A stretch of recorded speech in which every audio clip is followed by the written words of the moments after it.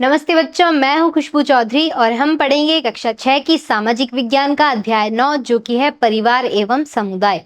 आज के इस भाग 1 के अंतर्गत हम परिवार के बारे में बात करेंगे कि भारतीय समुदाय के अंदर परिवार क्या होता है, परिवार किस तरह के होते हैं और हमें परिवार से क्या-क्या चीजें सीखने को मिलती है। तो आइए शुरू करते हैं। सबसे पहले अगर परिवार की हम बात करें तो जैसा कि आप चित्र के अंदर देख सकते हैं, ये एक परिवार है जहाँ पर पूरा परिवार खुशहाली से रह रहा है। तो हम में से जितने भी लोग हैं सभी परिवार के अंदर रहते हैं। किसी भी समाज की मौलिक एवं सबसे प्राचीन इकाई है परिवार। याद रखिएगा, समाज की मौलिक और सबसे प्राचीन इकाई क्या है? परिवार है। और अगर हम भारत की बात करें बच्चों, तो हमें परिवार के अंदर कई सारे रिश्ते देखने को मिलते हैं और उन रिश्तों में हमें कई सारी चीजें मिलती है। जैसे कि परिवार के रिश्तों से हमें देखभाल मिलती है, हमारे माता पिता, हमारे दादा दादी और हमारे रिश्तेदार हमारी देखभाल करते हैं और सभी लोग एक साथ कार्यरत रहते हैं।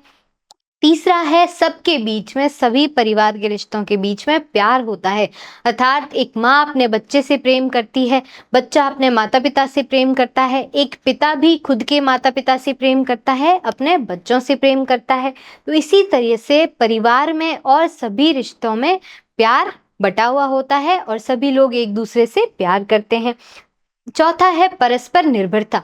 परिवार के सभी सदस्य और रिश्तेदार जितने भी हैं सभी लोग परस्पर एक दूसरे पर निर्भर करते हैं। जैसे कि एक बच्चा भोजन के लिए अपने माता पिता पर जिम्मेदार रहता है, वहीं बूढ़े दादा दादी अपने बच्चों पर यानी कि आपके माता पिता पर निर्भर करते हैं। तो इसीलिए हम ये कह सकते हैं कि एक परिवार के अंदर हमें परस्पर निर्भरता दिखती है, प्यार दिखता है, परिवार वालों की देखभाल और सभी लोग एक साथ कैसे कार्यरत रहते हैं, ये सारी चीजें हमें एक परिवार से और रिश्तों से सीखने को मिलती है।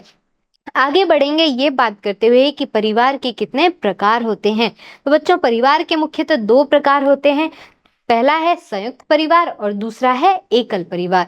प्राचीन समय की अगर हम बच्चों बात करें तो प्राचीन समय के अंदर संयुक्त परिवार ज्यादा होते थे। आज के जमाने के अंदर हमें एकल परिवार ज्यादा देखने को मिलते हैं। पहले सभी लोग एक साथ रहते थे, दादा दादी, चाचा ताऊ ताई, सब लोग, उनके बच्चे सभी एक साथ रहते थे। लेकिन आजकल क्या होता है, जॉब आदि के चक्कर में लोग अपना गांव छोड़कर शहर की ओर जाते हैं या फिर नौकरी ढूंढने के लिए लोग शहर की ओर जाते हैं। फिर वहां पर कौन रहता है? माता पिता और उनके बच्चे। तो इस तरह से एकल परिवार आजकल ज्यादा ट्रेंड में है या फिर ज्यादा एकल परिवार हमें देखने को मिलते हैं। लेकिन अगर पुराने समय की बात करें हम, तो हमें संयुक्त परिवार ज्यादा देखने को मिलते हैं। अब संयुक्त परिवार क्या होता है बच्चों? ऐसा नहीं है कि जहां पर बहुत सारे लोग रहते हैं आप उसको संयुक्त परिवार कह सकते हैं। संयुक्त परिवार की भी अपनी एक डेफिनेशन होती है। तो संयुक्त परिवार के अंदर कई सारी पीढ़ियां एक साथ रहती है। पीढ़ी क्या हो गई बच्चों? जैसे कि आपके परदादा परदादी, फिर आपके दादा दादी, फिर आपके पिताजी, तो ये क्या हो गई? पीढ़ियां हो गई। तो संयुक्त परिवार में कई सारी पीढ़ियां एक साथ में रहती है और यहाँ पर बहुत ज्यादा पीढ़ियां एक साथ नहीं रहती। 3 पीढ़ी या फिर हद से हद मैक्सिमम 4 पीढ़ियां एक साथ रहती है, जिसमें दादा दादी, माता पिता, चाचा चाची, भाई बहन और चचेरे भाई बहन सम्मिलित है। आगे हम बात करेंगे ऐसे ही कुछ परिवारों की जिसमें चाचा चाची और चचेरे भाई बहन शामिल है। तो ये क्या हो गया? संयुक्त परिवार। एकल परिवार की अगर हम बात करें बच्चों, तो एकल परिवार के अंदर एक दंपति, दंपति का क्या मतलब हुआ? एक कपल, अर्थात माता या फिर माता और पिता दोनों मिलके एक दंपति बनता है और उनके बच्चों तक सीमित होता है। तो एकल परिवार में माता, पिता और उनके बच्चे। अब बच्चा एक भी हो सकता है, 2 भी, 3 भी। तो कभी कभी सिर्फ एक माता या पिता और उनके बच्चे। कुछ माता पिता ऐसे होते हैं जो कि सिंगल मदर या फिर सिंगल फादर जिसको हम बोलते हैं, वो होते हैं। तो सिर्फ पिता और उनके बच्चे रहते हैं या फिर माता और उनके बच्चे रहते हैं। तो इसी तरीके से हम इसको एकल परिवार बोलते हैं। एकल परिवार के अंदर सिर्फ एक दंपति या फिर सिर्फ माता या पिता और उनके बच्चे रहते हैं। तो ये हो गए संयुक्त परिवार और एकल परिवार। भारतीय भाषाओं के अंदर परिवार के जितने भी रिश्ते हैं उनके लिए कई सारे शब्द हैं, जैसा कि चाचा चाची, ताऊ ताई, बुआ फूफोसा एक्सेट्रा। तो ये सारे क्या है? परिवार के सदस्यों के उदाहरण हैं।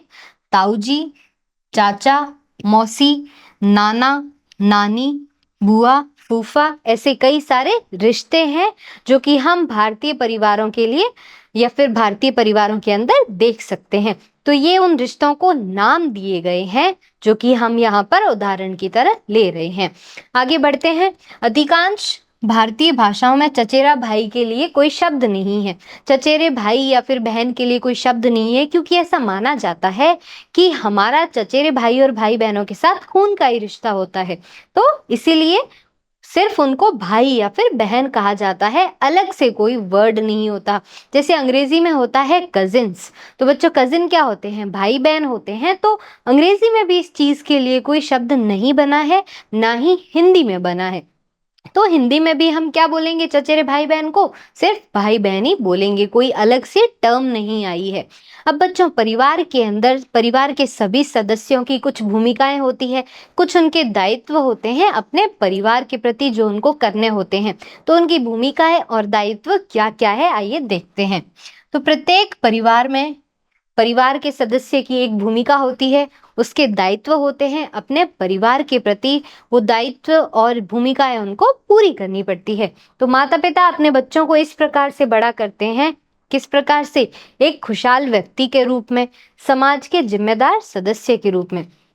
खुशहाल व्यक्ति क्या हुआ? एक ऐसा व्यक्ति जिसको खुशहाल सा एनवायरनमेंट मिला हो, पर्यावरण मिला हो, तो वो खुशहाल व्यक्ति कहलाएगा।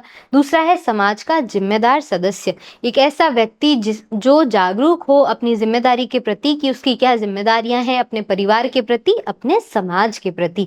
तो जब बच्चे बड़े हो जाते हैं तो वे परिवार के अन्य सदस्यों की मदद भी करते हैं। तो बच्चों, आपको भी अपने परिवार वालों की मदद करनी चाहिए। हाँ, आप छठी क्लास में हैं, छोटे हैं, खाना नहीं बना सकते, लेकिन आप किसी न किसी कार्य में अपने माता पिता की मदद तो जरूर करवा सकते हैं, जैसे कि पौधों में पानी डालना या फिर छोटे मोटे कामकाज के अंदर। तो उनकी मदद कीजिए ताकि उन्हें भी आप पर गर्व हो कि हमारे बच्चे हमारी मदद करते हैं। तो जैसे जैसे बच्चे बड़े होते हैं वो घरेलू जीवन में भाग लेना सीखते हैं। जैसा कि अभी मैंने बताया, आप धीरे बड़े हो रहे हो तो घर वालों की मदद कराओ। तो वो धीरे जैसे आप बड़े होते जाओगे वैसे वैसे आप घरेलू जीवन में भाग लोगे, अपनी जिम्मेदारियों के प्रति जागरूक होगे, अपनी भूमिकाओं के प्रति जागरूक होगे, और वे घर पर अधिक जिम्मेदारियां उठाते हैं। जैसे माता पिता आपकी जिम्मेदारी उठाते हैं बच्चों, धीरे धीरे आप जैसे बड़े होंगे आप अपने माता पिता की घर की जिम्मेदारियां उठाएंगे। वे पारिवारिक परंपराओं और प्रथाओं को भी सीखते हैं। आपके समुदाय की, आपके परिवार की क्या प्रथाएं हैं, क्या रीति रिवाज है, उसको भी सीखना पड़ता है। अगर हमें एक समाज के अंदर रहना है बच्चों, तो समाज की रीति रिवाज और प्रथाओं को जानना बहुत ही ज्यादा जरूरी है। अपने धर्म और कर्तव्यों का पालन करना या फिर अपना कर्तव्य करना भारतीय संस्कृति का एक महत्वपूर्ण सिद्धांत रहा है। हम प्राचीन समय से अब तक की हम जो बात कर रहे हैं बच्चों, प्राचीन समय के अंदर भी धर्म, कर्म, सत्य आदि के ऊपर बहुत ज्यादा लिखा गया था, जिससे हमारी भारत की संस्थाओं के कुछ आदर्श वाक्य भी बने हैं जो कि हम आगे आने वाले चैप्टर में पढ़ेंगे। तो धर्म और कर्म बच्चों हमारे लिए बहुत ही ज्यादा जरूरी है और भारतीय संस्कृति का एक महत्वपूर्ण हिस्सा भी है किसी व्यक्ति का धर्म और कर्म करना। परिवार एक विद्यालय की तरह है जो कि कई सारे मूल्य सिखाता है। बच्चों, ऐसा माना जाता है, कहा जाता है कि आपकी माता और आपके पिता आपके सबसे पहले गुरु होते हैं। तो परिवार के अंदर आपके दादा दादी, माता पिता, चाचा चाची, अगर संयुक्त परिवार है तो, और एकल परिवार है तो आपको अपने माता पिता से भी कई सारी चीजें सीखने को मिलती है। और जहाँ कुछ भी सीखने को मिलता हो बच्चों, उसको आप विद्यालय या स्कूल बोल सकते हैं। तो यहाँ परिवार से आपको अहिंसा, जिसका क्या मतलब हुआ कि हिंसा नहीं करनी है, मारपीट नहीं करनी है, शब्दों से किसी का दिल नहीं दुखाना है, किसी के बारे में बुरा बोलना नहीं है, बुरा सोचना नहीं है। तो ये हो गई अहिंसा।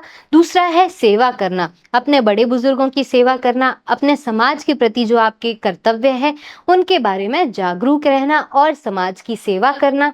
दान देना बच्चों, दान आप क्या दे सकते हैं? अभी तो आप बहुत छोटे हैं, तो आप मदद करके अपना टाइम दे रहे हैं, तो वो एक प्रकार से दान हो गया। त्याग और बलिदान, परिवार के अंदर बच्चों त्याग और बलिदान की भावना सिखाई जाती है कि किस प्रकार से खुद की जरूरतों से पहले हमें दूसरों की जरूरतों का ध्यान रखना होता है और उनकी जरूरतें पूरी करनी होती है। तो इसी को ही हम त्याग और बलिदान कह सकते हैं कि हम खुद स्वयं से पहले अपने परिवार वालों के बारे में सोचते हैं। तो इसलिए ये कहा जा सकता है कि परिवार आपका विद्यालय होता है, वो भी सबसे पहले नंबर का।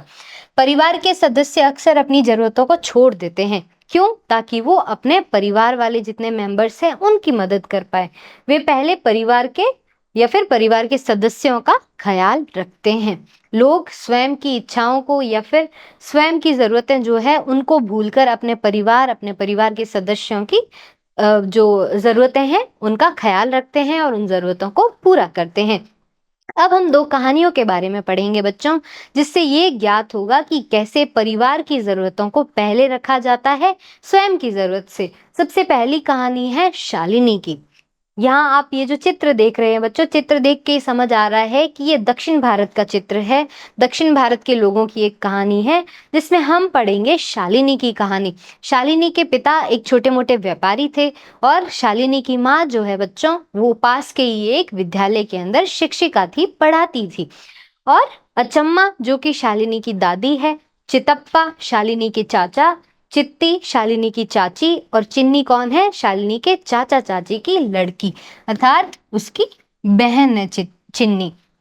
तो यहाँ पर ओणम के त्योहार की बात की गई है बच्चों। ओणम के त्योहार पर या फिर भारत में जब कोई भी त्योहार आता है तो लोग नए वस्त्र खरीदते हैं। अब यहाँ पर क्या हुआ, शालिनी के जो चाचा जी हैं, चिन्नी के पिताजी, उनकी जॉब छूट गई कुछ ही टाइम पहले, वो बेरोजगार हो गए। और उनकी चाची क्या थी? गृहिणी थी, वो घर का काम करती थी, जिसको हम आजकल होम मेकर कहते हैं। तो क्या हुआ, इस त्योहार पर कपड़े लेने के लिए शालिनी के चाचा जी के पास पैसे नहीं थे।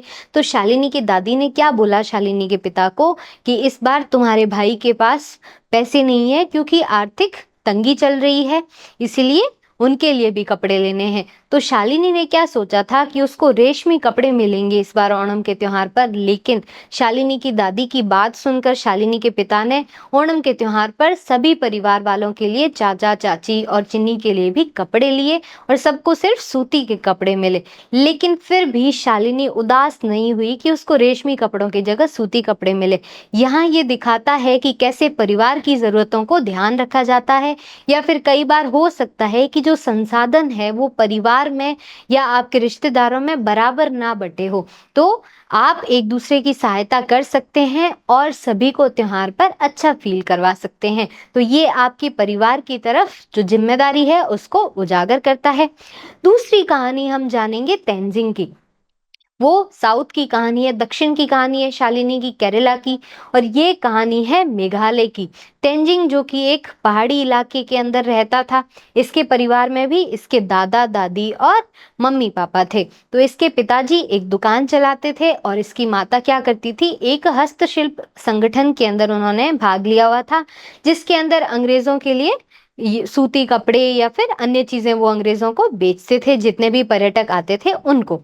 तो तेंजिंग के पिताजी क्या करते थे, उनकी दादी की मदद करते थे घर के काम करने में, जैसे साफ सफाई, खाना बनाना आदि। तो तेंजिंग ने क्या सीखा उनके पिताजी से कि हमें घर वालों का हाथ बटाना चाहिए, महिलाओं का ही काम नहीं है घर खाना बनाना या घर चलाना, सबकी एक साथ जिम्मेदारी होती है। तो तेंजिंग ने भी अपने पिता से यही चीज सीखी। तेंजिंग भी अपनी दादी की मदद करवाता था और तेंजिंग का मानना था कि उसकी दादी सबसे अच्छी कहानियां सुनाती है, उनसे अच्छा कहानी सुनाने वाला पूरे संसार में कोई भी नहीं है। दूसरे तेंजिंग के दादाजी जो कि उसके होमवर्क में मदद करते थे, गृह कार्य में मदद करते थे और उसको बस स्टॉप छोड़ते थे। तो तेंजिंग अपने दादाजी के बारे में बताता है कि मेरे दादाजी हमेशा दूसरों की सहायता करते हैं। जैसे कि एक बार क्षेत्र की लाइट चली गई थी तो उन्होंने बिजली विभाग में शिकायत करवाई। दूसरा था कि एक आदमी का घर टूट गया था तो उन्होंने आसपास के लोगों से पैसे एकत्रित किए और उस घर की मरम्मत करवाई। तो ये तेंजिंग सिखाता है कि किस प्रकार से हमारे परिवार वाले समाज के प्रति अपने कर्तव्य को समझते हैं। और तेंजिंग का ये भी मानना है कि हमारे परिवार वाले जो हमें कपड़े आदि प्रदान करवाते हैं वो बहुत ही ज़्यादा महत्वपूर्ण है। और अगर कोई विशेष ज़रूरत हो हमारी तो उस पे हमारे माता पिता आपस में चर्चा करते हैं कि हमें वो खर्चा करना चाहिए या फिर नहीं। और तेंजिंग की माँ का कहना है कि हमें भविष्य में आने वाले खर्चों के लिए भी खुद को प्रिपेयर रखना चाहिए, तैयार रखना चाहिए, कि हमारे पास एक ऐसा सुरक्षित अमाउंट होना चाहिए, राशि होनी चाहिए कि अचानक से कोई मुसीबत आ जाए तो हमारे पास पैसे हो उस पर खर्च करने के लिए। तो बच्चों, हमने इस पाठ के अंदर क्या जाना? हमने इस पाठ के अंदर जाना है कि परिवार क्या होता है, किस प्रकार से परिवार के जो रिश्ते हैं वो एक दूसरे पर परस्पर निर्भर करते हैं, परिवार में प्यार होता है। और हमने सीखा कि हमारा किस प्रकार से समाज के प्रति कुछ कर्तव्य होता है, तो हमें उस कर्तव्य के बारे में, कर्म और धर्म के बारे में जागरूक रहना चाहिए। अब हम एक छोटा सा रिवीजन कर लेते हैं, जिसमें सबसे पहला प्रश्न है, किसी भी समाज की सबसे बुनियादी इकाई क्या है? विकल्प एक है अस्पताल, दूसरा परिवार, तीसरा है विद्यालय, चौथा है सरकार। तो बच्चों, इस प्रश्न का सही उत्तर क्या है? परिवार। किसी भी समाज की सबसे बुनियादी इकाई क्या होती है? परिवार होती है। दूसरे प्रश्न की ओर बढ़ते हैं। भारतीय संस्कृति का एक महत्वपूर्ण सिद्धांत क्या है? व्यक्तित्ववाद, पारिवारिक भूमिकाओं की अनदेखी, अपने धर्म या कर्तव्य का पालन करना, केवल व्यक्तिगत सफलता पर ध्यान केंद्रित करना। इस प्रश्न का सही उत्तर क्या है बच्चों? अपने धर्म या कर्तव्य का पालन करना। और ये क्या है? भारतीय संस्कृति का एक महत्वपूर्ण सिद्धांत है। आखिरी प्रश्न, भारतीय परिवारों में आमतौर पर कौन सा मूल्य नहीं सिखाया जाता? हमने बच्चों देखा था कि भारतीय परिवार जो कि क्या है? परिवार किसी भी इंसान का, किसी भी बच्चे का पहला विद्यालय होता है और उसके अंदर हमें कई सारे मूल्य या फिर जो नैतिक मूल्य है वो सिखाए जाते हैं। जैसे कि इसमें विकल्प है अहिंसा, दान, सेवा, लालच। तो भारतीय परिवार के अंदर क्या नहीं सिखाया जाता बच्चों? लालच नहीं सिखाया जाता। बाकी ये तीनों चीजें जो है कि हमें किसी के प्रति हिंसा नहीं करनी है, हमें दान करना है, पुण्य करना है, लोगों की सेवा करनी है, चाहे वो परिवार वाले हो चाहे समाज वाले हो। तो ये तीनों चीजें तो हमें भारतीय परिवार के अंदर सिखाई जाती है, लेकिन लालच करना हमें भारतीय परिवार के अंदर नहीं सिखाया जाता।